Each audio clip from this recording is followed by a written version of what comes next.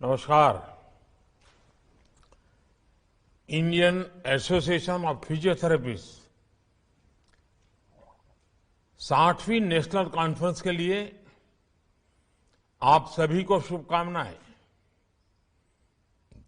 मुझे खुशी है कि मेडिकल फील्ड के इतने महत्वपूर्ण प्रोफेशनल्स अहमदाबाद में एक साथ जुट रहे हैं।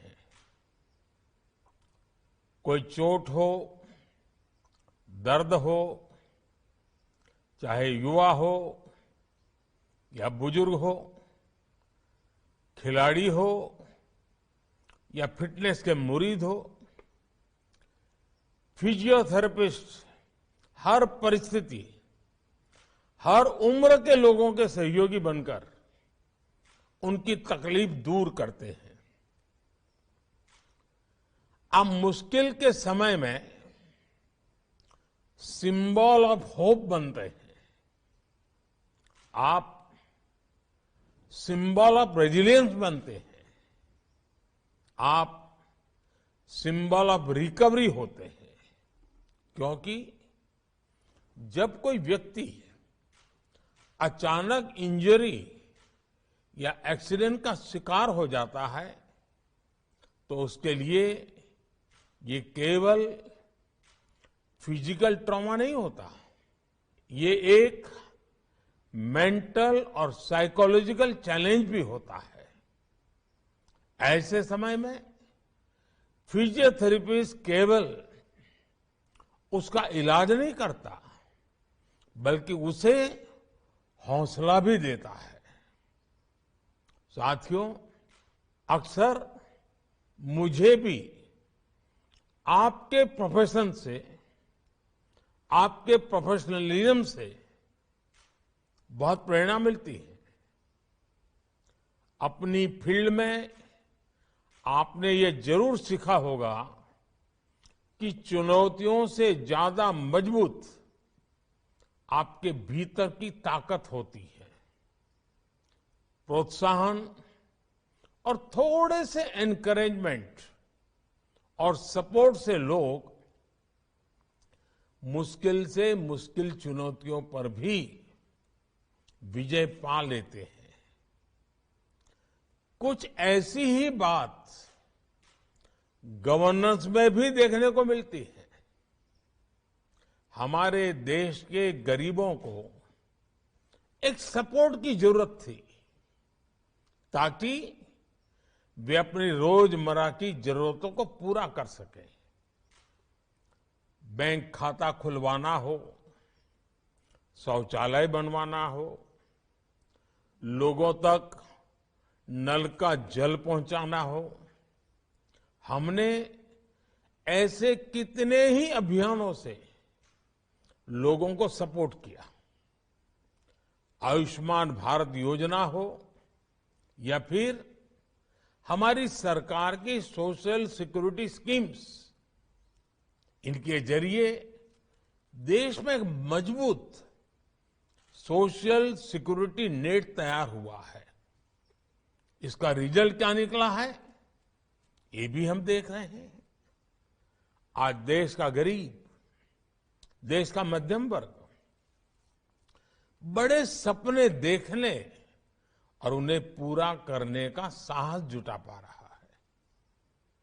वे आज दुनिया को दिखा रहा है कि अपने सामर्थ्य से वो नई ऊंचाइयों को छूने में सक्षम है।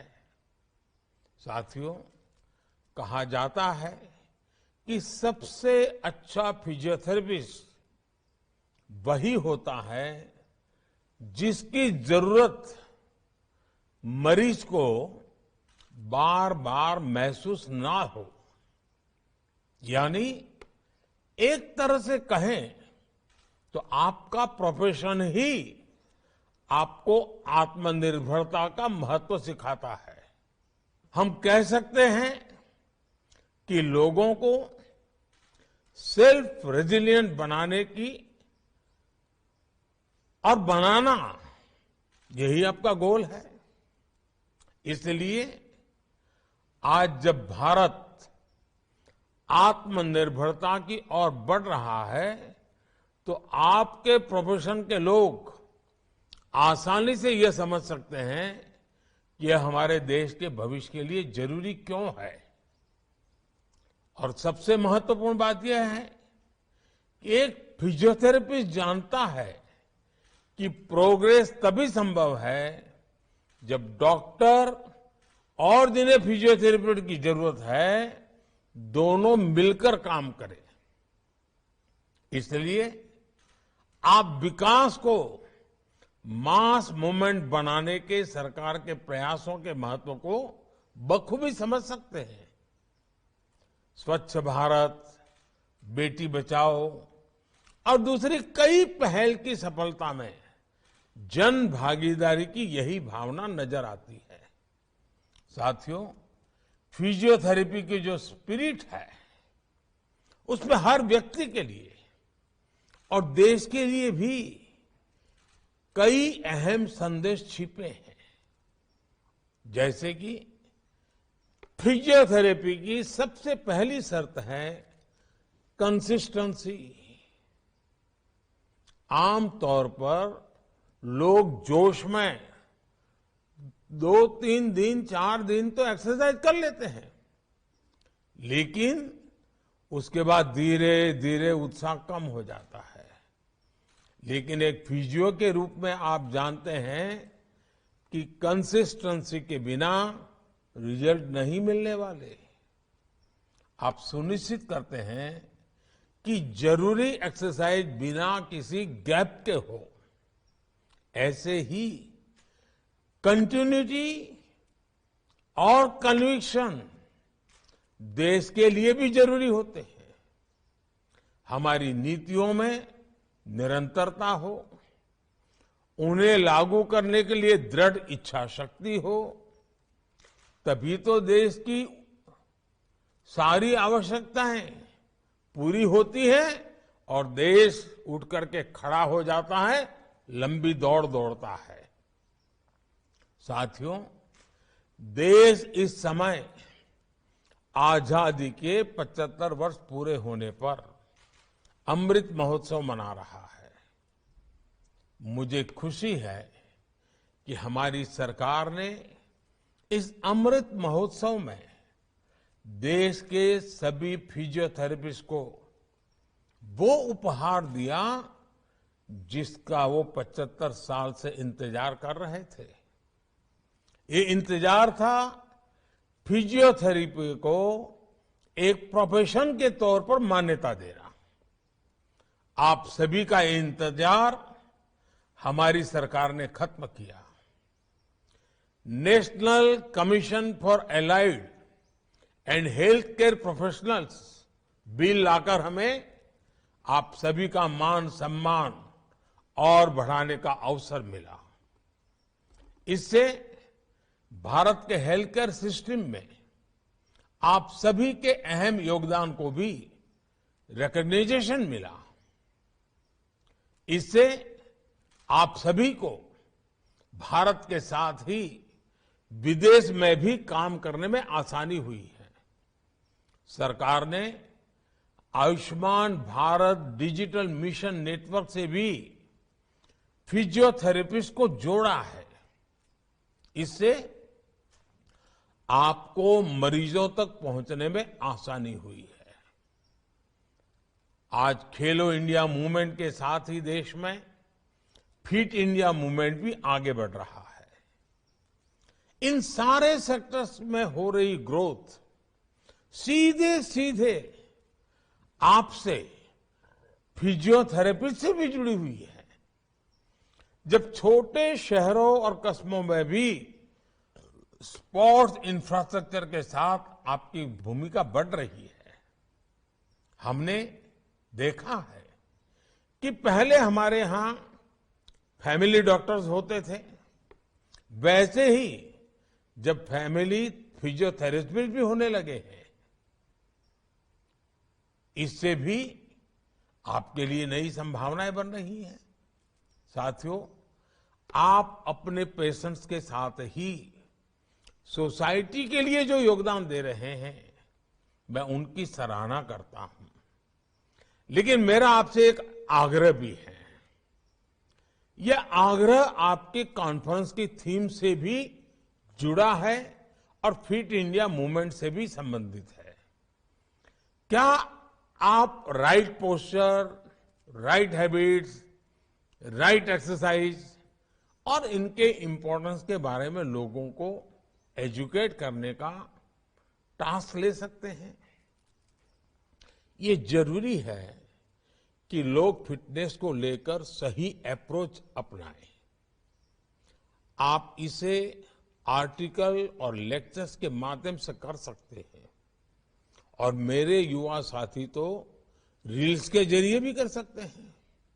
साथियों, मुझे भी कभी कभी फिजियोथेरेपिस्ट की सेवा लेनी पड़ती है। इसलिए मैं अपने अनुभव के बाद आप सभी से एक और बात कहना चाहता हूं। मेरा अनुभव है कि जब फिजियोथेरेपिस्ट के साथ योग की एक्सपर्टीज जुड़ जाती है तो उसकी शक्ति कई गुना बढ़ जाती है।